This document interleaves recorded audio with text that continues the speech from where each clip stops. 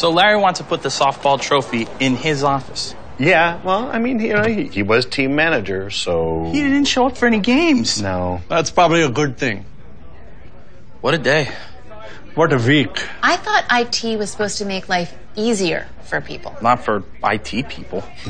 Guys, lady, I think there's somebody who might be able to help. Yeah? Well, you know IT's going software-defined, right? I know a little bit about that. Well, we could all use some help.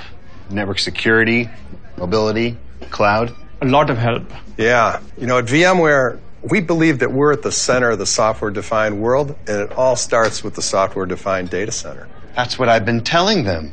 And we have an entire partner network of consultants and technology partners that are ready to help you out. How big is your partner network? And we've got 70,000 partners worldwide and some right here. One word. Wowee. And we stand behind them. We stand behind them with an entire framework called the Value Channel. Value channel? Value Channel enables our customers to be successful with our partners. That's what I told them. No, you didn't. I was going to. So you help your partners help me help my business. Bingo.